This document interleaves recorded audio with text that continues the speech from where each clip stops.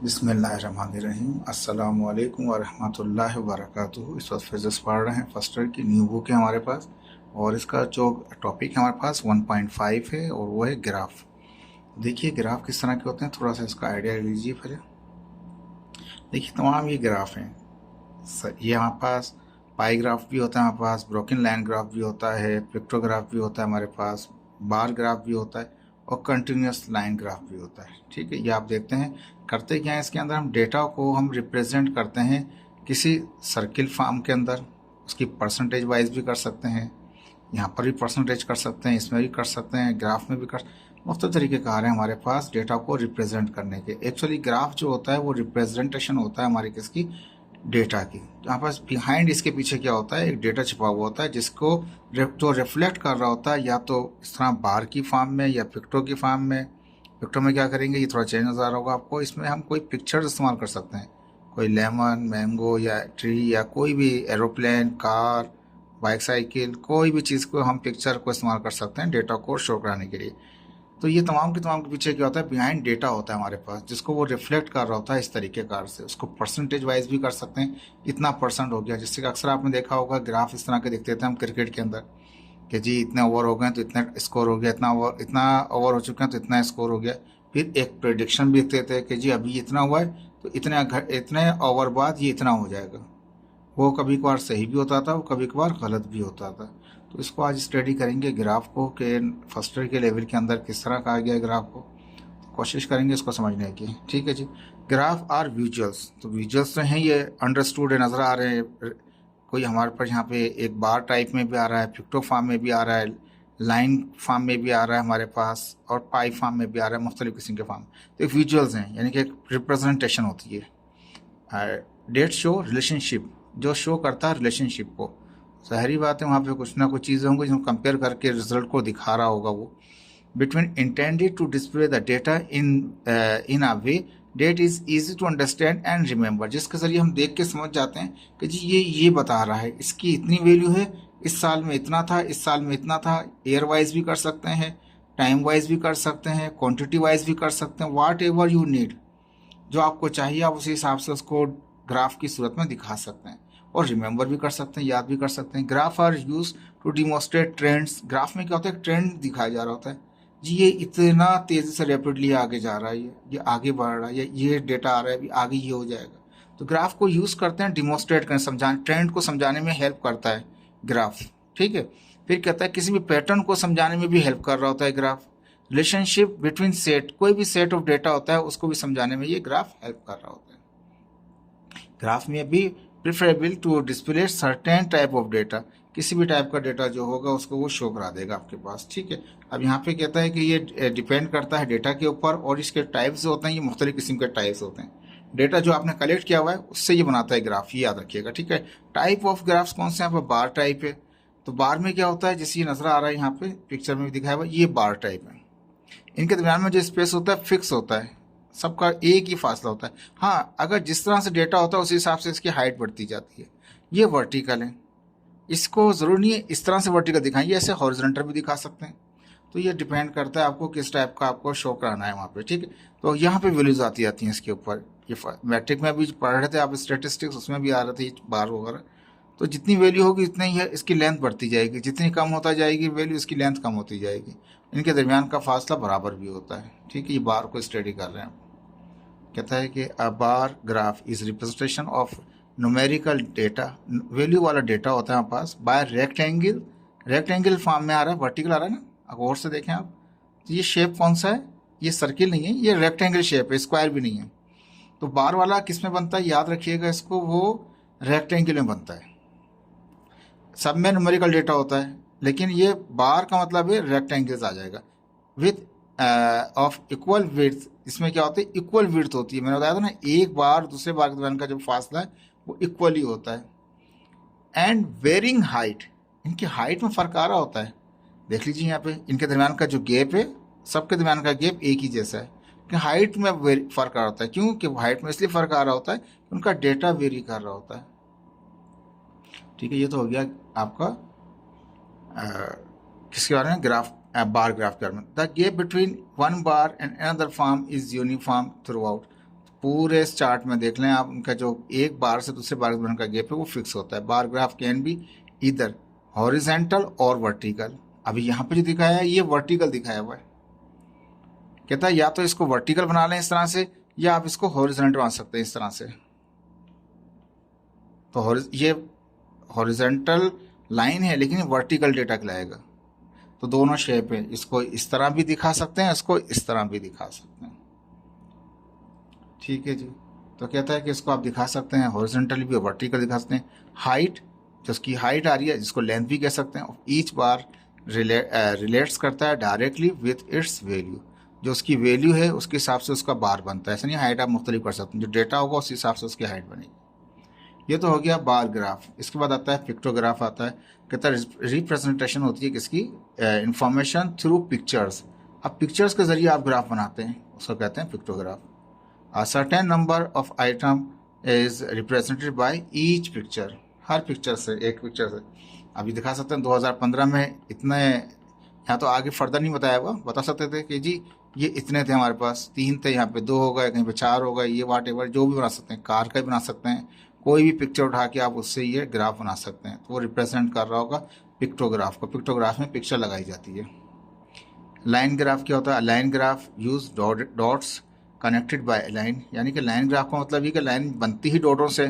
जब 2 डॉट या जितने ज़्यादा डॉटों को आप कनेक्ट करते जाते हैं तो एक लाइन बन जाती है। कहते हैं ना जी डॉट्स कनेक्ट कीजिए, आपको पिक्चर सामने आ जाएगी।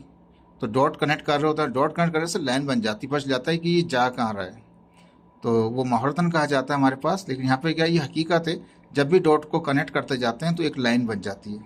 ठीक है। तो लाइन ग्राफ क्या करता है, वो यूज़ करता है डॉट को कनेक्टेड बाय लाइंस, उनको जोड़ता, डॉटों को जोड़ता लाइन के जरिए to show the changes over a period of time, time के हवाले से चेंज होते हुए। ठीक है। अब ये लाइन इस तरह से है, लेकिन ये अलग किस्म का यहाँ पे दिखाते हैं। कंटिन्यूस टाइप में भी आ सकता है, लीनियर भी आ सकता है, मुख्तलिफ आ सकता है। लाइन ग्राफ कौन सा होता है आपका, ये वो होता है जिसमें टाइम पीरियड नीचे दिखा रहा होगा, एक तरफ टाइम होगा, उस तरफ से ये वेरिंग कर रहा होगा विद रिस्पेक्ट टू टाइम। ऐसा ग्राफ जो with respect to time line बन रही हो उसको लाइन ग्राफ कहेंगे। पाई चार्ट कौन सा है, the pie chart is known as circular graph. ये एक सर्किल की तरह का ग्राफ होता है। It shows a whole is divided into different part. कहता है कि ये एक सर्किल की तरह होता है, जैसे सर्किल है, अभी डिवाइड कर दिया, इतना परसेंट इसने लिया, इतना परसेंट इसने लिया, और जो बाकी बचा रेस्ट वो इसने ले लिया। 1 2 3 3 पार्ट कर दिए। एक जरूर नहीं 3 ही करें, 36 कर दें, आप जितने दिल चाहे आप इतने पार्ट कर दें, वो इतनी ही परसेंटेज बनेगी उनकी। चाहे उनको वैल्यूज बता सकते हैं कि ये इतना वैल्यू, इतना वैल्यू, इतना वैल्यू, या परसेंटेज वाइज भी आप इसको बता सकते हैं।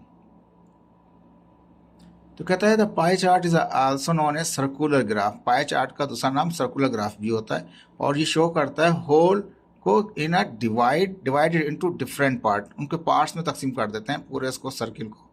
The pie chart shows the relative size of each data set in proportion to the entire data set. पूरा जो डेटा था, फर्ज किया 100% होता है, ये 100% फर्ज किया ये हो गया 65%, ये हो गया 25%। ठीक है। 65% यहाँ चला गया, और 25% ये फर्ज कर लें 20% ये ले गया, या समझ लें ये 65% आ गया, ज़्यादा हो गया, 50 से ऊपर फर्ज कर लिया, ये 65% है। 65% ये फर्ज कर लिया, ये आपके पास 30% है। 65 30 कितना होगा, 95 हो गया आपके पास। तो 5% फर्जी इसका इतना हो जाएगा। टोटल जो है उसको डिवाइड कर देते हैं, अंदाजन मैंने रफ आइडिया बता रहा था आपको, लेकिन पूरे जो क्वांटिटी होती है उसको डिवाइड कर जाता है उसके पार्ट्स के अंदर। Percentage are use to show how much the whole each category occupy. अब इसको मैंने बताया ना, परसेंटेज में भी बता सकते हैं, वैल्यूज में बता सकते हैं कि जी कोई भी डेटा दे दिया कि इतने हज़ार ये हैं, इतने हज़ार ये हैं, इतने हज़ार ये हैं, टोटल इतने हज़ार, तो उनको तीनों को जमा करें टोटल आ जाएगा। तो डिजिट के फॉर्म में भी लिख सकते हैं इसके अंदर, आप कलर वाइज भी देख के अंदाज़ा कर सकता है बंदा, सॉरी पोजीशन वाइज भी अंदाज़ा कर सकता है, परसेंटेज वाइज भी इसका अंदाज़ा कर सकते हैं। ठीक है जी। ये हो गया आपके पास पाई चार्ट। इसके बाद आ गया हमारे पास कौन सा, कंटिन्यूस ग्राफ आ गया। Continuous graph a graph of a function का ग्राफ होता है। कोई लाइन होगी, कोई इक्वेशन होगी, y is equal to mx, या p is equal to mv, या f is equal to ma, कोई भी रिलेशन होगा हमारे पास विदाउट एनी होल्स, कोई होल्स नहीं होंगे, ना कोई जंप कर रहा होगा, ना वो एसिम्प्टो होगा हमारे पास। ठीक है। इस कॉल्ड कंटिन्यूस, उसको हम कंटिन्यूस ग्राफ कहते हैं हमारे पास। यहाँ पे इस तरह दिखाया है कंटिन्यूस ग्राफ को। ठीक है, तो ना तो वो जंप कर रहा होगा, ना वो होल होंगे, ना है उसमें एसिम्प्टो होगा। एसिम्प्टो कौन सा होता है, इसको आपको दिखा देते हैं। ये ऐसी लाइन होती है जो टच कर जाती है किसी एक्स एक्सिस को या वाई एक्सिस को, या वाई एक्सिस को या एक्स एक्सिस को, वो कहलाता है एसिम्प्टो। ठीक है, तो यहाँ पे कहता है कि ये ग्राफ के अंदर उसने कहा कि ना तो उसमें कोई होल होंगे, ना कोई जंप कर रहा होगा वो, और ना ही एसिम्प्टो वगैरह होंगे उसमें। तो वो लाइन कहलाएगी कंटिन्यूस लाइन कहलाएगी। वो टच नहीं करेगी, ना तो एक्स एक्सिस को टच करेगी, ना ही इसमें जंप हो रहे होंगे, और ना ही उसमें क्या होगा, कोई होल वगैरह होगा। ऐसी लाइन को कर्व हो सकता है ये, जैसे यहाँ पे कंटिन्यूस कर्व लाइन दिखा दी आपको। ठीक है जी, होपफुल कि आपको समझ में आया होगा ग्राफ का टॉपिक। अब आता है 1.5.1 हमारे पास था डिपेंडेंट और इनडिपेंडेंट वेरिएबल। देखें, डिपेंडेंट और डिपेंडेंट का मतलब है जो डिपेंड कर रहा हो, और इंडिपेंडेंट वो होता है जो डिपेंड नहीं कर रहा हो। और कौन सी चीज़ें कह रहा है, वेरिएबल्स। तो ऐसे वेरिएबल जो डिपेंड कर रहे हैं और ऐसे वेरिएबल जो डिपेंड नहीं करते, इसको समझने के लिए सबसे आसान चीज़ ये है, देख लीजिए यहाँ पे दिखाया है कि ये पौधा है और इसको कोई फैक्टर एक्स दिखा दिया। ठीक है, वो यानी कि पानी है। इसको पानी देते हैं आप तो क्या करता है, ये ग्रो करता है। यानी कि प्लांट डिपेंड कर रहा है इस पानी पे, लेकिन पानी डिपेंड नहीं कर रहा है इस पौधे पे। तो पानी जो है, ये जो जो केमिकल डाल रहे हैं या पानी डाल रहे हैं, वो इंडिपेंडेंट वेरिएबल होगा। इससे इसको कोई फर्क नहीं इसके बड़े होने से। ठीक है जी, तो इसको कोई फर्क नहीं पड़ता इसके ऊपर, तो ये इंडिपेंडेंट कहलाएगा। लेकिन ये इसको फर्क पड़ता है, इसको अगर ये ग्रो करना है तो इसको पानी चाहिए, तो ये डिपेंड करता है इसके ऊपर, तो ये कहलाएगा, प्लांट कहलाएगा डिपेंडेंट वेरिएबल। और जो पानी है वो इंडिपेंडेंट है, उसको कोई फर्क नहीं पड़ता इससे। तो इंडिपेंडेंट वेरिएबल कौन से होते हैं, इसमें आप एक पिक्चर में समझने की कोशिश की गई है कि मैंने इसको आपको वैसे ही बता दिया। तो डिपेंडेंट वो हैं जिनको ज़रूरत पड़ेगी, इंडिपेंडेंट वो हैं जिनको ज़रूरत ही नहीं पड़ती। हाँ, ये है कि इनकी वजह से, जैसे कि हम पीछे वापस चलते हैं, इस फैक्टर की वजह से, पानी की वजह से, अगर ये नहीं होगा तो ये डेड हो जाएगा। इसके ना होने से इस पे फर्क पड़ेगा, इसके होने से भी इस पे फर्क पड़ेगा। देख लीजिए, समझ लीजिए इस बात को। इंडिपेंडेंट के होने से भी फर्क पड़ेगा डिपेंडेंट के ऊपर, और इंडिपेंडेंट के ना होने से भी फर्क पड़ेगा डिपेंडेंट के ऊपर। दोनों बातें हैं, दोनों बातों को ध्यान में रखिएगा, इसको यही चलेगी यहाँ पर। तो कहता है इन दोनों को समझाने के लिए, इन स्टैटिस्टिक्स और मैथमेटिकल, चाहे स्टैटिस्टिक्स में बात कर लें या मैथमेटिकल मॉडलिंग की बात कर लें आप, डिपेंडेंट और इंडिपेंडेंट वेरिएबल जो टर्म होती हैं वो डिस्क्राइब करती हैं रिलेशनशिप को, दो वेरिएबलों के रिलेशनशिप को, कौन किस पे डिपेंड कर रहा है और कौन किस पे डिपेंड नहीं कर रहा। ठीक है जी, जैसे कि आजकल लोग सब डिपेंड कर रहे हैं, बुक आ जाए मार्केट में तो हम फिर पढ़ाई कर लें, लेकिन बुक डिपेंड नहीं कर रही, बच्चे पढ़ें या ना पढ़ें। अगर बुक आएगी तो बच्चे और अच्छी तरह पढ़ेंगे यहाँ पे। तो कहता है कि इस वक्त यहाँ पे दो टर्म्स चल रही हैं, उनको स्टडी करेंगे, दो वेरिएबल को स्टडी करेंगे। तो पहला आ गया इंडिपेंडेंट वेरिएबल। इंडिपेंडेंट वेरिएबल ऐसा वेरिएबल होता है जो खुद किसी पर डिपेंड नहीं करता, इस पे सब डिपेंड करते हैं। ठीक है जी, इज अ वेरिएबल, ये एक वेरिएबल है, डेट इज मैनिपुलेटेड। कहते हैं ना कि बात को मैनिपुलेट नहीं करो, चेंज नहीं करो बात को, क्योंकि तुम जो बात चेंज कर रहे हो इससे दूसरे पे फर्क पड़ रहा है, तो किसी पे फर्क पड़ेगा, बात को मैनिपुलेट ना करो। ठीक है, तो इसको थोड़ा सा हटते हैं, वापस आते हैं अपने इस स्टडी में। तो कहता है इंडिपेंडेंट वेरिएबल क्या होते हैं, ये वेरिएबल होते हैं जो मैनिपुलेट कर देते हैं किसको, एक्सपेरिमेंट को, एक्सपेरिमेंट में चेंजिंग ले आते हैं। मैनिपुलेट का मतलब ये ना समझिएगा कि गलत बात कर रहा है, इसका मतलब ये इंडिपेंडेंट वेरिएबल क्या करता है, किसी भी एक्सपेरिमेंट को चेंज कर देता है, या स्टडी ऑफ ऑब्जर्वेशन को चेंज कर देता है। इंडिपेंडेंट वेरिएबल, द इफेक्ट, उसका effect, and it has on a dependent variable, जो उस पर डिपेंड कर रहे थे उन पे ये उनमें चेंजिंग करा देता है। Independent variable can effect on the dependent variable, too simple. Independent variable can effect on the dependent variable. ठीक है जी, independent variable variables, independent variables क्या होते हैं, also sometime called predictor variable भी कहा जाता है, किससे प्रेडिक्ट कर सकते हैं जी, इतना था अब तो ये होगा। एक्सप्लेनेटरी वेरिएबल, किसी वेरिएबल को डिफाइन भी कर सकता है ये, इंडिपेंडेंट वेरिएबल को डिफाइन भी कर सकता है, डिपेंडेंट वेरिएबल की प्रेडिक्शन भी कर सकता है ये। सबसे अच्छा आंसर है इनपुट वेरिएबल। ये सिर्फ इनपुट होता है। जब ये देते हैं तो इंडिपेंडेंट वेरिएबल देता है कुछ, इनपुट देता है किसको, डिपेंडेंट वेरिएबल को। तो डिपेंडेंट वेरिएबल कुछ रिजल्ट दिखाता है। सबसे अच्छा मुनासिब जो इसका था ऑप्शन वो ये होना चाहिए, इनपुट वेरिएबल। एक्सप्लेन भी कर रहा होता है, ये भी सब कर रहा होता है, लेकिन सबसे आसान समझने के लिए ये इंडिपेंडेंट वेरिएबल एक इनपुट वेरिएबल होता है। ठीक है जी।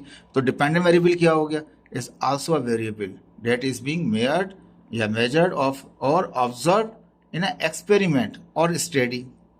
जो भी चीज मेजरमेंट कर रहे हैं, जो ऑब्जर्व कर रहे हैं किसी एक्सपेरिमेंट में या स्टडी में, is expected to change as a result of the manipulation of the independent variable।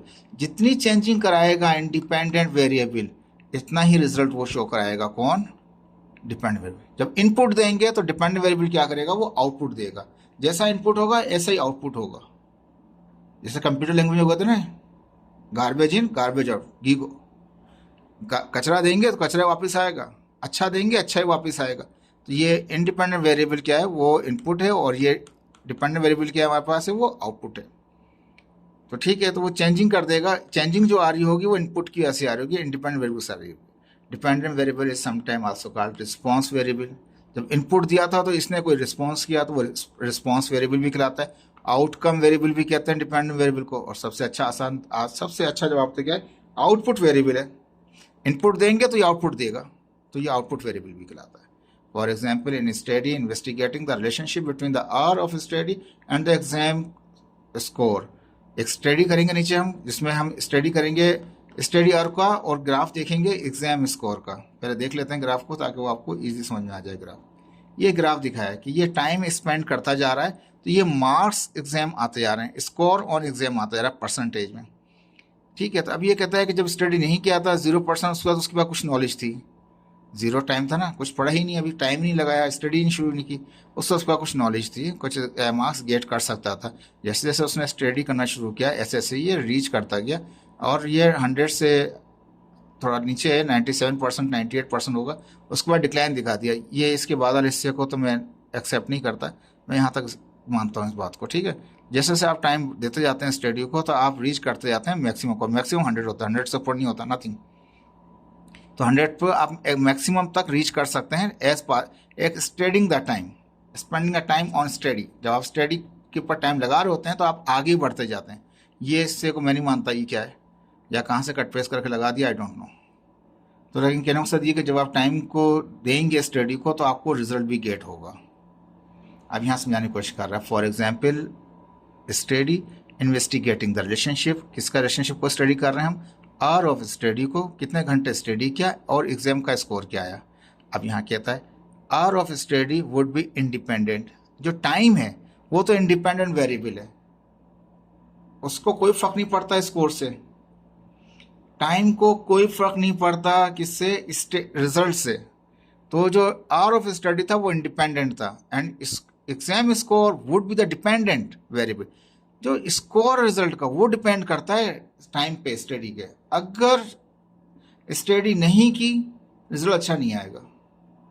तो जो स्टडी है, जो स्टडी जितने घंटे स्टडी नहीं, इतने घंटे अगर आपने नहीं पढ़ा, जितना टाइम कम दिया इतना ही कम स्कोर आएगा। जितना ज़्यादा टाइम देंगे स्टडी को, इतना ही ज़्यादा वो आपका, इतना ही अच्छा आपका रिजल्ट आएगा। तो जो स्कोर है वो आपका डिपेंडेंट हो गया। जो टाइम जो आपने लगाया पढ़ने के लिए वो इंडिपेंडेंट था। Independent variable is manipulated. कहता है जो इंडिपेंडेंट वेरिएबल है, यानी कि जो आपका घंटे हैं पढ़ने के, क्या करता है वो, the effect date can effect on the dependent variable, वो इफेक्ट कर सकता है डिपेंडेंट वेरिएबल। यानी कि जो घंटे हैं, student are told to study a certain number of hour, जितने घंटे बच्चे ने कहा मैंने पढ़ा है, तो वो इंडिपेंडेंट वेरिएबल था। और उसके जितने घंटे उसने पढ़ा था उसने रिफ्लेक्ट किया एग्जाम के स्कोर के ऊपर, इस मेजर जो आपने हासिल किया। इन अ ग्राफिकल रिप्रेजेंटेशन क्या है, independent variable is typically plotted x axis.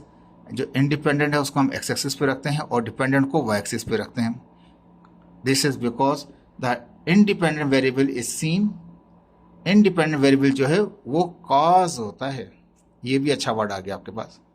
Independent variable क्या होता है, उसको वो एक काज होता है, वो वजह होती है जिसकी वजह से कुछ रिजल्ट आता है। और डिपेंडेंट वेरिएबल क्या होता है, वो इफेक्ट होता है।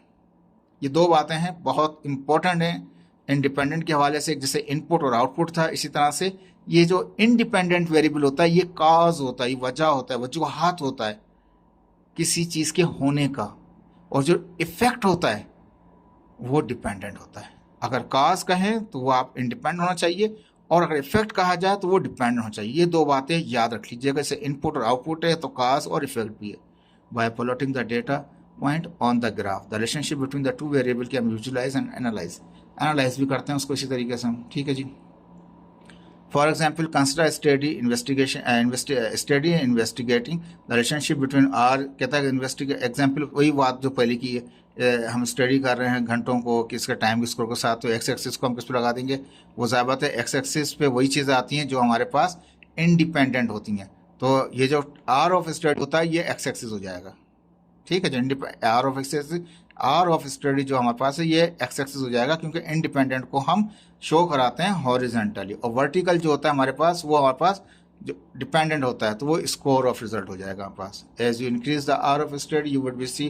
कहता है कि आप देख लीजिए विजुअल्स जितने घंटे लगाते जा रहे हैं ऐसे ऐसे आपका स्कोर बढ़ता जा रहा है। ये हमेशा जब एक्स एक्सिस होगा याद रख लीजिए वो इंडिपेंडेंट होगा, जो वाई एक्सिस होगा वो डिपेंडेंट होगा। ये आप ग्राफ में याद रख लीजिए इसको। कहता there are different type of graph that can be used to represent the relationship between the dependent and independent variable। कहता बहुत सारे ग्राफ मिल जाएंगे आपको डिपेंडेंट और इंडिपेंडेंट वेरिएबल के, इंक्लूडिंग स्कैटर्ड प्लॉट है, लाइन ग्राफ प्लॉट है, बार ग्राफ है हमारे पास। बार तो आप देख चुके हैं, लाइन भी आप देख चुके हैं, लेकिन थोड़ा सा भी आपको स्कैटर्ड प्लॉट दिखा दूंगा आपको। The choice of the graph depend on the type of data and nature of the relationship between the variable. कहता है जिस टाइप का आपको डेटा चाहिए वो डिपेंड करता है कि आपका डेटा क्या है, उसी हिसाब से आप उसका ग्राफ बनाएंगे।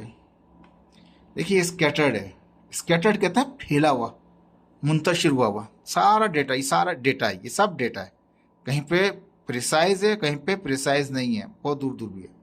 मुख्तलिफ किस्म की पिक्चर बन जाएंगी आपके डेटा की, तो उसमें आप बनाएंगे डिपेंडेंट और इंडिपेंडेंट को शो कर सकते हैं। स्कैटर्ड में भी शो कर सकते हैं, लाइन में भी शो कर सकते हैं, और आप यहाँ पे बार में भी शो कर सकते हैं इसको।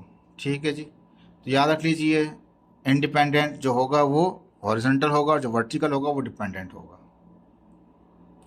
जैसे कि हम एक रिलेशन बना लेते हैं F is equal to M A, mass तो चेंज नहीं होता, मास तो वही रहता है, तो F का रिलेशन किससे बन जाएगा, ए के साथ बन जाएगा। जितनी ज़्यादा फोर्स होगी इतनी ज़्यादा एक्सेलरेशन होगा, यानी कि F जो हो जाएगा F is equal to M A, second law में आ गया। ठीक है ना, जो F होगा वो क्या कहलाएगा आपका, वो इंडिपेंडेंट वेरिएबल, लेकिन एक्सेलरेशन डिपेंड कर रहा है किसके ऊपर, फोर्स के ऊपर। जितनी फोर्स है इतना एक्सेलरेशन पैदा होगा। इस तरह बहुत सारे बना सकते हैं फार्मूले के साथ। ये तो गेम है, it is just like a game. ये मैथमेटिक्स है जिसमें आप फिजिक्स के रूल्स लगा के एक नई नई चीज़ें बना लेते हैं। तो मैथ बहुत हेल्प करता है फ्यूचर के अंदर। तो आप भी इस हिसाब से स्टडी मैथ की प्रॉपर तरीके से करके रखें ताकि आपको बेनिफिट पहुंचाएगी। और जो इंजीनियरिंग स्टूडेंट हैं वो याद रख लें, ये जो फिज़िक्स है ये मजाक नहीं है भाई साहब, ये मेहनत कर लीजिए, ये बहुत काम आएगा आपके। ठीक है जी। अब 1.5.2 आ गया बेस फिट लाइन ग्राफ। कहता है बेस फिट लाइन ग्राफ कैसा होता है।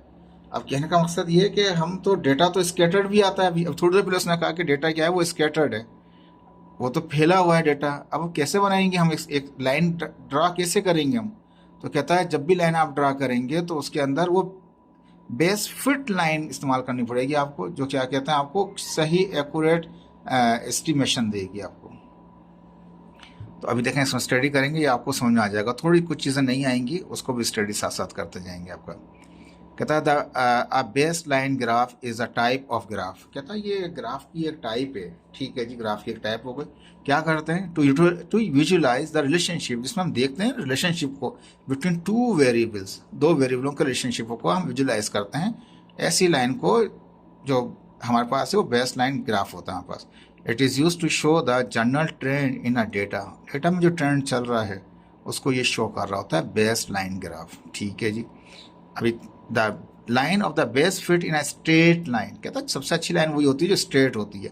That is drawn in a way, इस तरह ड्रा कर रहे हैं उसको। That it best represent the underlying pattern in the data, जो डेटा है उसके बीच में ही हो ये लाइन। गौर से देख लीजिए इस लाइन, इस बात को। कहता है कि जो बेस फिट लाइन होगी date is drawn in a way, इस तरह से उसको ड्रा करना है डेट। अब यहाँ शुरू हुआ, it best represents the underlying pattern in a data. कोई भी पैटर्न बना हुआ है आपका स्कैटर्ड या जो भी है, उसके दरमियान में बीच में होनी चाहिए लाइन। देखिए जी, ये दिखा दिया मैंने आपको। अब ये स्कैटर्ड डेटा है, देखिए ये भी स्कैटर्ड डेटा है। ये नहीं कि सारे डेटा को कलेक्ट करेंगे, सारे पॉइंटों को मिला लेंगे तो लाइन बनाएंगे, ये तो बहुत ही अजीब किस्म का ग्राफ बन जाएगा भाई। ऐसा नहीं है, बेस्ट फिट नहीं है। बेस्ट फिट लाइन वो है जो बीच में आ जाए उन स्कैटर्ड डेटा के दरमियान में, उसको कहेंगे बेस्ट फिट। लेकिन सारा डेटा ब्लैक एक्स नज़र आ रहा है, सारा एक्स जितना नज़र आ रहा है, ये पॉइंट्स हैं, ये आपका डेटा है, ठीक है। इसको कलेक्ट करना है आपको ग्राफिकली एक स्ट्रेट लाइन में, तो उसको देखें, ये लाइन बाहर नहीं है, इनके बीच में है। ये देखिए, ये भी स्कैटर्ड डेटा है, इनके बीच में एक लाइन है, तो that is called the best fit line graph. ठीक है जी, क्लियर हो गया, समझ में आ गई बात। तो कहता है कि ये दोबारा पढ़ता हूँ, द लाइन ऐसी लाइन होगी, इट बेस्ट रिप्रेजेंट, जो अच्छा रिप्रेजेंट करेगी अंडरलाइंग पैटर्न। अंडरलाइंग पैटर्न से मुराद है जो आपका इन डेटा में जो पैटर्न बना हुआ डेटा का उसके बीच में होगी, उसको अच्छा रिप्रेजेंट करोगे। The line of the best, the line of a best can be determine using the regression analysis. अब ये कहता है कि ये रिग्रेशन एनालिसिस क्या है, थोड़ा सा इसको भी देख लेते हैं। देखिए ये आ गया रिग्रेशन एनालिसिस हमारे पास, ठीक है जी। अब इसमें रिग्रेशन एनालिसिस में क्या है, 3 टाइप है इसकी, linear, non linear, multiple linear regression. Linear वो होती हैं जो स्ट्रेट लाइन बनती हैं, नॉन लीनियर वो होती हैं जो स्ट्रेट लाइन नहीं होती, जो कर्व की सूरत में होती हैं, ठीक है। लीनियर में क्या होता है, वो डायरेक्टली प्रोपोर्शनल होती हैं रिलेशंस। नॉन लीनियर जो होती हैं वो इनडायरेक्टली प्रोपोर्शनल होती हैं। तो लीनियर और नॉन लीनियर तो क्लियर हो गया। मल्टीपल लीनियर क्या होगा, लीनियर में एक लाइन होगी, मल्टीपल लीनियर में क्या होंगी, एक से ज़्यादा लाइनें बन रही होंगी, तो वो मल्टीपल कराएगा आपके पास, ठीक है जी, कम। तो कहता है कि बेस फिट लाइन ग्राफ है can be determine using the regression analysis के ज़रिए आप डिटरमाइन कर सकते हैं बेस्ट फिट लाइन कौन सी है, which is a statical method, जो कि एक स्टैटिकल मेथड होता है to estimate the relationship between 2 variable based on data points. Data तो मैंने पहले ही कह दिया, डेटा तो लाजमी है, डेटा है कोई जो इसको रिप्रेजेंट करेंगे 2 वेरिएबल्स के जरिए, हम रिलेशनशिप को एस्टिमेट करेंगे। क्या करेंगे, एस्टिमेट करेंगे। The line of the best fit can either be linear regression line, ऐसा मैंने पहले बताया कि लीनियर रिग्रेशन लाइन भी होती है, which is a straight line date best represent the data, जो अच्छा रिप्रेजेंट करती है डेटा को। स्ट्रेट लाइन होती है लीनियर रिग्रेशन, ठीक है। लीनियर रिग्रेशन जो है वो स्ट्रेट लाइन है, और a non linear regression line जो कि कर्व लाइन होगी। लीनियर में स्ट्रेट लाइन है और नॉन लीनियर में क्या है, वो कर्व लाइन है। द बेस्ट रिप्रेजेंट डेटा, ठीक है। मैंने आपको बताया कि लीनियर वो होंगे जिसमें डायरेक्टली प्रोपोर्शनल होगा, नॉन लीनियर वो होंगे जो इनडायरेक्टली होगा। तीसरी टाइप बता दी आपकी मल्टीपल लीनियर रिग्रेशन, जिसमें क्या होगा, लीनियर में एक होगा, मल्टीपल में क्या होंगे, एक से ज़्यादा लाइनें होंगी, ठीक है जी। ये तीनों हो गया। The best fit line graph is useful in many application, बहुत ज़्यादा एप्लीकेशन में इस्तेमाल करते हैं, साइंटिफिक रिसर्च में इस्तेमाल करते हैं, इकोनॉमिक्स में इस्तेमाल करते हैं, इंजीनियरिंग में इस्तेमाल करते हैं, where it is use to model the relationship between the variables and make prediction.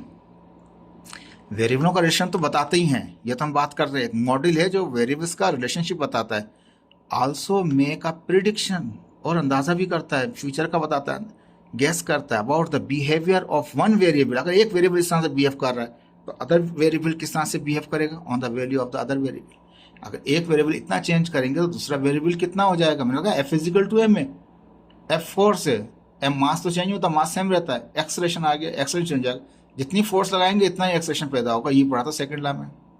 Hooke's law चले जाएं, मोमेंटम में आ जाएं आप, इको में आ जाएं आप, पल्स में कहीं भी चले जाएं आप, हर जगह पे क्या होगा, रिलेशनशिप होगा हमारे पास। अब यहाँ कहता है in this graph 1.13 the line best fit is shown in black. जो ब्लैक कलर में लाइन आ रही है वो आपकी क्या है, वो बेस्ट फिट है, ठीक है जी। It is drawn in a way that best represent the underlying pattern. अब पैटर्न आ गया, देखें ये डेटा है, जो एक्स है ये आपका डेटा है। अब ये लाइन ने हर एक को इस पॉइंट को तो टच नहीं किया, इसको भी टच नहीं किया, ब्लैक लाइन ने, ठीक है, यहाँ पे टच कर लिया, यहाँ पे ये ब्लैक लाइन से ऊपर चला गया, ये ऊपर चला गया, ये नीचे आ गया, ये टच हो गया, ये टच भी नहीं हुआ।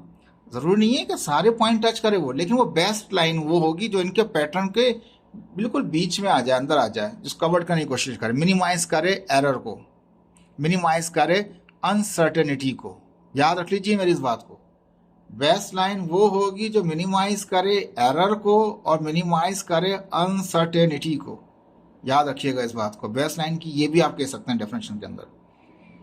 तो कहता है the line of the best fit can be use to make prediction about the value of the dependent variable based on the under value of the independent. ये तो दो टर्म चलती रहेंगी कि इंडिपेंडेंट वेरिएबल डिस्टर्ब करता रहेगा dependent variable को, उसके बाद हम प्रिडिक्शन लगा देंगे कि जो पॉइंट आया है ये किस तरह बनेगा। अब यहाँ पे देखिए इस चार्ट को दोबारा और भी देखते हैं। बेस्ट फिट आपका कौन सा है, ये कलर दिखा दिया ब्लैक, ये क्या लिखा है बेस्ट फिट यानी ब्लैक कलर दिखा दी। ये जो ब्लैक कलर में लाइन जा रही है, जो कलर ब्लैक है, ठीक है, वो बेस्ट फिट है। एक रेड लाइन है जो मैक्सिमम है, ये ऊपर लाइन मैक्सिमम पॉइंट लाइन थी, और एक दूसरी भी दो लाइन है ना, रेड दो हैं, तो एक रेड मैक्सिमम वाला है, तो एक रेड कौन सा है मिनिमम वाला है। अभी क्या किया इसने, यहाँ पे ग्राफ बनाया करंट का और वोल्टेज का, ठीक है। तो इसने कहा जैसे जैसे करंट बढ़ता जाएगा ऐसे ऐसे वोल्टेज डिप मारता जा रहा है, वोल्टेज डिप मार रहा है करंट के बढ़ने से।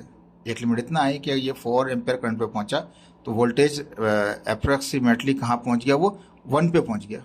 0 1 2 3 4 5 6 7 8, तो ये एक एक जो डिवीजन है आपका वो 1 के बराबर है, 1 2 3 4 इस तरह से। तो ये कहाँ तक पहुंचा ग्राफ के अंदर, ये 4 पे पहुंच गया, करंट 4 एम्पेयर पहुंचा, तो वोल्टेज कितना रह गया 1 एम्पेयर रह गया उसका वैसा। अब रेड लाइन एक मैक्सिमम रेंज थी और एक मिनिमम रेंज की लाइन थी हमारे पास, क्योंकि मैक्सिममली रेंज लाइन ये थी, मिनिमम ये थी, और ये बेस्ट लाइन जो है उनको बीच में से उसको बनाया, तो वो खिलाया उसका वो बेस्ट फिट खिलाया ब्लैक लाइन। ठीक है जी, अब इसको थोड़ा सा, इसको ये जो ये बार बना रखे ना, इसको भी थोड़ा सा क्लियर करेंगे अभी। ठीक है जी, एरर बार क्या है, ये जो ये इस तरह से बना रखा है, आई बना रखा है आपने, date is called error bar. अब ये देख लीजिए, ये छोटा है, ये लेंथ इसकी बढ़ गई, इसकी लेंथ और बढ़ गई, और इसमें लेंथ और बढ़ गई। जितनी ज़्यादा लेंथ बढ़ती जाएगी अनसर्टेनिटी इतनी बढ़ती चली जाएगी, जितनी ज़्यादा इसकी लेंथ कम हो जाएगी अनसर्टेनिटी कम हो जाएगा, एरर कम हो जाएगा, आप इतने ही एक्यूरेसी के करीब आ जाएंगे। ये लेस एक्यूरेट है, ये मोर एक्यूरेट है। अनसर्टेनिटी वैल्यू हाई है, अनसर्टेनिटी वैल्यू लेस है, एरर हाई है, एरर लेस है। ठीक है जी, तो कहता है error bar is a graphical representation, ये भी ग्राफिकल रिप्रेजेंटेशन है। ठीक है, ये टाइम है और ये वाई एक्सिस है, एक्स एक्सिस को शो कर दिया टाइम से। तो error bar is graphical representation, graph है ये हमारे पास ऑफ अनसर्टेनिटी का, अनसर्टेनिटी बोलें या वेरिएबिलिटी बोलें, जो वेरी हो रहा है, वेरी होने की सलाहियत रखने वाला है, या अनसर्टेनिटी जिसका क्लियर ही नहीं है कितना वैल्यू है इसका, in a range in a set of a data point. Data point को स्टडी कर रहे हैं, डेटा पॉइंट तो लिखेंगे, हर लाइन में आपको लिखना पड़ेगा जुमले में कि जी in a set of data point, लेकिन याद रख लीजिए अनसर्टेनिटी को शो कर रहा है ये एरर बार, एरर को भी शो कर रहा है। They are often use in scientific plot to indicate the precision, कितना प्रिसाइज है डेटा, ये प्रिसाइज है, ये लेस प्रिसाइज है, ये प्रिसाइज है, ये लेस प्रिसाइज है। ठीक है, अनसर्टेनिटी का प्रिसिशन का पहले ही पढ़ा था, अभी आगे भी आ रहा है तो उसको भी पढ़ेंगे हम। अब देखिए इसको ज़रा गौर से देखिएगा, ये बड़ा इंपॉर्टेंट है, यहाँ से यहाँ तक का पैराग्राफ आपका बहुत इंपॉर्टेंट है। Error bar typically shown the standard deviation, error bar हमें शो कर रहा होता है स्टैंडर्ड डेविएशन को, स्टैंडर्ड एरर को, और कॉन्फिडेंस इंटरवल को शो कर रहा है ऑफ द डेटा, किसी भी डेटा के स्टैंडर्ड डेविएशन को, स्टैंडर्ड एरर को, कॉन्फिडेंस इंटरवल को। तो पहले एक एक करके एक एक चीज़ को देख लेंगे, स्टैंडर्ड डेविएशन क्या है। देखिए ये हमारे पास एक डेटा आया, ठीक है, डेटा कम मिनिमाइज था, आहिस्ता आहिस्ता अप हुआ और फिर वो डिक्लाइन कर दिया जो भी था। तो यहाँ देखें ये मीन आ गया, ये अपने मीन पे पहुंच गया, अपने पीक पे पहुंच गया।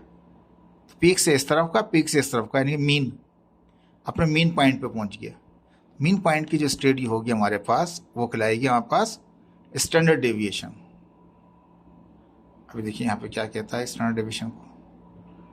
तो ये तीन चीजें हैं। अब यहाँ कहता है standard deviation is the measure या is the measurement of the spread of data point around the mean. अपने मीन के इर्द गिर्द के जो पॉइंट की स्टडी है उससे स्टैंडर्ड डेविएशन के। दोबारा दिखा देता हूँ आपको। ये मीन पॉइंट था, जो पीक पॉइंट था, इसको मीन पॉइंट भी कह रहे हैं। जैसे यहाँ देख लीजिए, ये मीडियन दिखा दिया, क्या लिखा हुआ है, मीडियन लिखा हुआ है, यानी पीक पॉइंट, हाईएस्ट पॉइंट। उसके इस तरफ की, उसके इस तरफ की जो स्टडी है, मीन पॉइंट के इर्द गिर्द के डेटा की जो स्टडी है, वो कहलाता है स्टैंडर्ड डेविएशन। ठीक है जी, याद रहेगा। स्टैंडर्ड डेविएशन क्या है? ये मेजरमेंट है spread of a data point around the mean. अपने मीन के जो इर्द गिर्द का जो पॉइंट है, मीन का एक इस तरफ का पॉइंट, एक उस तरफ का पॉइंट, दोनों के इस बराबर जो एरिया का स्टडी है, वो स्टैंडर्ड डेविएशन है। जो फर्क है स्टडी के लें, या जो फर्क है, जो चेंज है, अब साहब चेंज तो हुआ है यहाँ पे, स्टडीज में बात किया, ये चेंज हो रहा है आहिस्ता आहिस्ता आहिस्ता, फिर वो डिक्लाइन हो रहा है, फिर चेंज हो रहा है। इसके मीन के इर्द गिर्द के एरिया की जो स्टडी है, ठीक है, जो फर्क है, जो चेंजिंग आई है, उसको स्टैंडर्ड डेविएशन कहते हैं। ठीक है जी। वाइल द स्टैंडर्ड एरर, जैसे दूसरा टर्म कहा था उसने, इसको तीनों को डिफाइन कर रहे हैं यहाँ पे। स्टैंडर्ड एरर क्या है? Is an estimate of standard deviation.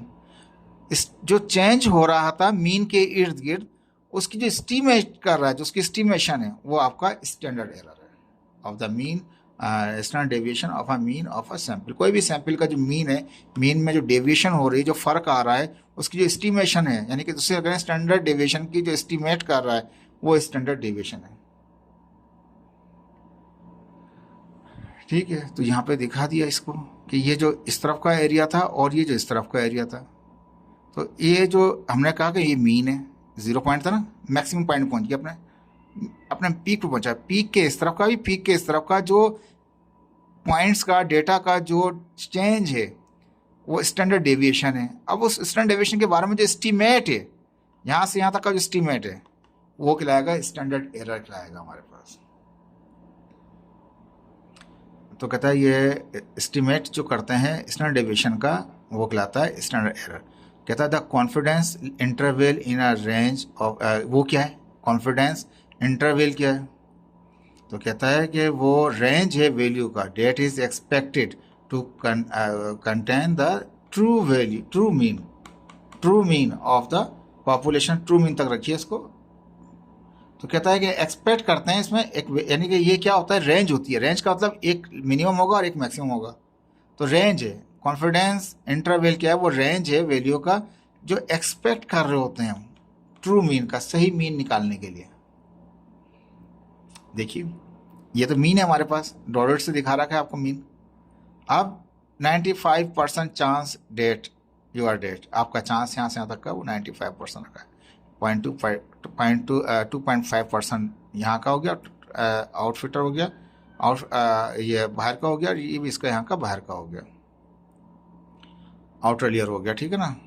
तो ये 5%, ढाई इधर का ढाई इधर हो गया, बाकी 95% जो चांस होता है आपका, जिस पे आप स्टडी कर रहे होते हैं, वो कहलाता है कॉन्फिडेंस इंटरवल कहलाता है। 95% के ऊपर the population mean will fall with in this area. जो कुछ भी ड्रॉन हुआ है, जो कुछ भी फॉल हुआ है, वो इस एरिया में हुआ है। जो कुछ भी डेविएशन हुआ है, जो कुछ भी चेंज हुआ है, वो इसी एरिया में हुआ है। तो वो कहलाता है कॉन्फिडेंस इंटरवल, रेंज है। तो कहता है कि ये क्या है? ये रेंज है वैल्यू का, एक मिनिमम एक मैक्सिमम का एक्सपेक्ट करते हैं। कंटेन द ट्रू मीन, सही मीन का, ट्रू मीन निकालेंगे of the population with a certain level of confidence के साथ। ठीक है जी। एरर बार, ये तो हो गई इनके तीनों की डेफिनेशन समझाइए। ठीक है। अब एरर बार जो है वो क्या कहानी है भाई?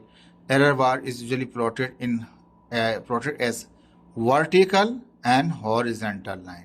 वर्टिकल लाइन से शो करते हैं या उसको हॉरिजॉन्टल लाइन से शो करते हैं। Extending from the data point से एक्सटेंडिंग करते हुए ऑन अ ग्राफ के ऊपर। ठीक है। ग्राफ के ऊपर या तो हॉरिजॉन्टल लाइन से होगा या वो वर्टिकल लाइन से होगा। The length of the error bar indicate the degree of uncertainty. वही देखिए, ये मेरे ख्याल से यहाँ नहीं था, पीछे चला गया, यहाँ पे ये देखिए, ये रहा। अब ये वर्टिकल दिखाएं मैंने, क्या दिखाएं, ये वर्टिकल दिखाएं ना, एरर बार। उसने कहा कि इसको वर्टिकल भी दिखा सकते हैं और इसको इस तरह से हॉरिजॉन्टल दिखा सकते हैं, यानी कि लाइन ऐसे जाती और ऐसे करके हॉरिजॉन्टल। इसको ऐसे लाइन ड्रा करते हैं हॉरिजॉन्टल करते हैं, इसको भी यहाँ से एक लाइन ड्रा करते हैं इस तरह से हॉरिजॉन्टल, इस तरह भी हॉरिजॉन्टल। तो इस लाइन को जो एरर बार की लाइन है जरूर, ये तो इस वक्त यहाँ पे वर्टिकल दिखाई जा रही है, ये हॉरिजॉन्टल भी बन सकती है, यानी कि ये वर्टिकल में भी बन सकती है, हॉरिजॉन्टल में भी बन सकते हैं ये इस तरह के। आई जैसे आई टाइप नजर आ रहा है ना आपको, ये आई टाइप वर्टिकल नजर आ रहा है, ये हॉरिजॉन्टल भी बन सकता है। पहली चीज तो इसने ये कहा, तो ये वर्टिकल भी बन सकते हैं, ये हॉरिजॉन्टल लाइन भी होती है, डेटा को शो करता है। लेंथ, जिनकी लेंथ है एरर बार की, इंडिकेट करते हैं डिग्री ऑफ अनसर्टेनिटी को और वेरिएबिलिटी को इन डेटा। डेटा कितना वेरिंग कर रहा है, कितना चेंज हो रहा है, कितनी अनसर्टेनिटी की डिग्री है, उसकी इसकी लेंथ बताएगा। मैंने आपको बताया था, अब ये लेंथ ज़्यादा है तो अनसर्टेनिटी इतनी ही ज़्यादा है, लेंथ थोड़ी कम हुई तो अनसर्टेनिटी कम हो गई। अनसर्टेनिटी की वैल्यू कम होती जाएगी तो आप प्रिसाइज होते जाएंगे, आप एक्यूरेसी के करीब आते जाएंगे आप। तो ये क्या हो गया, अनसर्टेनिटी हाई है, जैसे हाइट इसकी लेंथ इसकी कम होती जाएगी, अनसर्टेनिटी कम होती जाएगी, वेरिएबिलिटी भी कम होती जाएगी। दोनों के मतलब एक ही में आ रहे हैं। ठीक है जी, ये रहा था the length of the error bar indicate the degree of uncertainty और वेरिएबिलिटी इन अ डेटा। तो ये जो एरर बार की जो लेंथ है वो इंडिकेट कर रही होती है, किसको इंडिकेट कर रही होती है, डिग्री ऑफ अनसर्टेनिटी को, या कितना डिग्री अनसर्टेनिटी है उस लेंथ से। जितनी लेंथ ज़्यादा है इतनी ही ज़्यादा, जितनी लेंथ कम है इतनी ही कम उसकी अनसर्टेनिटी की डिग्री है। ठीक है जी। Shorter error bar indicate greater precision, जितनी इसकी शॉर्टर होगी लेंथ, ठीक है, कम होगा एरर बार, जितना छोटा होगा ये बार वो इंडिकेट करेगा इतना ही प्रीसाइज डेटा है। While longer error bar indicate less precision. ठीक है जी। Error bar is useful in indicating the reliability and accuracy of a data. Error bar इस्तेमाल होता है या बड़ा कारआमद होता है हमारे को बताने के लिए कि कितना रिलायबिलिटी है, कितना एक्यूरेसी है डेटा की। मैंने बताया ना, जितना लेस होगा इतना ही एक्यूरेसी होगी, जितना हाई हो जाएगा इतना ही लेस एक्यूरेट हो जाएगा। And then allow the reader to access the significance of the result. और फिर क्या करता है, जो रीडर है, जो पढ़ने वाला साइंटिस्ट है, वो चेक करता है मेरा रिजल्ट कितना सही आ रहा है। In the scientific research error bar is often use to determine the statical significance of difference between the group. कोई भी ग्रुप बना लें, किसी भी चीज़ का स्टैटिक में ग्रुप बना लें आप, वहाँ पे या उसकी हेल्प कर रहा होता है। और the compare the result of different, जो भी मुख्तलिफ किसी के एक्सपेरिमेंट किए हैं उनके अंदर ये कंपेयर का भी काम कर रहे होते हैं कि जी ये एरर बार से अंदाज़ा कर लेते हैं, याले एक्सपेरिमेंट में इस तरह का बार था, याले एक्सपेरिमेंट में इस तरह का बार आ रहे हैं, इसका मतलब ये कि हम एक्यूरेसी के करीब आते जा रहे हैं। वो इसी तरह से अपने इक्विपमेंट को, अपने मटेरियल को, अपने उसकी वैल्यूज़ को इसमें प्रिसाइज करते जाते हैं ताकि वो एक्यूरेसी हासिल कर लें। तो बहुत इंपॉर्टेंट चीज़ है आपकी एरर बार। ठीक है जी, यहाँ तक हो गया। ये कहता है the box plot show the symmetric distribution of data in each time point. अब कहता है बॉक्स प्लॉट जो हमारे पास है वो क्या करता है, वो डेटा को शो कर रहा होता है, डिस्ट्रीब्यूटेड डेटा को। ये एक स्कीम होती है।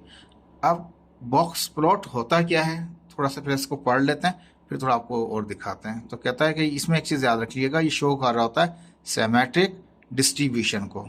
एक सिस्टमेटिकली हमने एक पॉइंट बना रखें और टाइम के साथ कि इतने टाइम के ऊपर इतना परसेंट, इतने टाइम पे इतना इतना करके हम ईच टाइम पॉइंट, हर पॉइंट टाइम के ऊपर डिस्ट्रीब्यूट कर देंगे उस स्टडी को। ठीक है जी, पहली चीज़ तो ये हो गई। Boxes use the interquartile range and whisker to indicate the spread of the data. ठीक है जी। अब ये सेंस करेंगे इसके अंदर। विस्कर क्या होता है, विस्कर वही होता है जो क्या कहते हैं, जैसे मछली, आपने देखा होगा ना, ये मछली के देखे होंगे जो बाल होते हैं उसके आगे के सामने के, सेंसर का काम कर रहे होते हैं। बिल्ली देख लें, बिल्ली की होते हैं। थोड़ा सा दिखाते हैं आपको, थोड़ा सा आइडिया हो जाएगा। ये तो आ गया, इंटरक्यूरेटल रेंज आ गई, Q1 Q2 Q3, ये 100% हो गया। टोटल 100% होता है ना, 25 50 75 100, ये तो 100 हो गया। तो Q1 Q2 Q3, Q1 का क्या मतलब है, 25% पे ये थी रेंज। Q2 का मतलब होगा 50% पे ये था हिसाब किताब, और Q3 क्या होगा 75%, क्योंकि 4 पीस कर दिए इक्वल इक्वल। Q1 का मतलब है 25%, Q2 का मतलब होगा 50%, Q3 का मतलब हो जाएगा कितना 75%। और फाइनल तो फाइनल है, इनिशियल 0 है, फाइनल 100 है। ये तो हो गया इंटरक्यूरेटल रेंज हो गई, ठीक है। विस्कर क्या चीज़ है देखिए। अब विस्कर को आप क्या कहते हैं, विस्क भी कहते हैं इसको, और इसे आल्सो स्टिफ फंक्शनल हेयर। ये बिल्ली के देखें, ये निकले होते हैं, बाल निकले होते हैं इसके, ये फंक्शनल हेयर होते हैं, use by animals to sense their environment, जिससे वो अपने इन्वायरमेंट को सेंस करते हैं। मछली में देखेंगे, मछली में भी निकले होते हैं इस तरह के, तो ये विस्कर कहलाते हैं हमारे पास। ये याद रख लीजिएगा, ये टर्म आपको दे रहा है तो ये सेंसिंग के ऊपर दे रहा है पास, ठीक है जी। आते हैं कम टॉपिक, क्या कहना चाह रहा है यहाँ पे। कहता है जो प्लॉट बॉक्स है वो एक सिमेट्रिक डिस्ट्रीब्यूशन होती है हमारे पास, जिसमें क्या करते हैं, ईच टाइम पॉइंट के हिसाब से इसको स्टडी कर रहे होते हैं, ठीक है। हमने दिखा दिया Q1, Q2, Q3 करके, ठीक है। The boxes use the interquartile range होती है, Q1, Q2, 3 होता है, and whisker to indicate the spread of data, और फिर सेंस करते हैं इन्हीं इंटरक्यूरेटल के रेंज के जरिए कि डेटा कितना हो जाए, कितना ग्राफ कहाँ तक जाएगा या रिजल्ट कहाँ तक जाएगा हमारे पास। जरूरी ग्राफ नहीं, रिजल्ट पे भी नजर होती है। A line connect the mean of a response H each time point, her time point पे, यानी Q1 पे, Q2 पे, Q3 पे चेक करेंगे, फिर अंदाज़ा करेंगे कि ये कितना पहुंच जाएगा। A similar display is a plot that mean for each time point and error bar that indicate the variation in the data. कहता है ये तरीक़ेकार हैं आपके पास डिस्प्ले करने के, किसको, अपने रिजल्ट को ग्राफ के ऊपर, मीन टाइम के ऊपर, यानी मीन डेटा के ऊपर भी स्टडी करें, इंटरक्यूरेटर के जरिए से, बॉक्स के जरिए भी प्लॉट कर सकते हैं, एरर बार के जरिए भी इस्तेमाल कर सकते हैं, ठीक है। आज का लास्ट टॉपिक आपका ये आ गया एक्सट्रापोलेशन, ठीक है।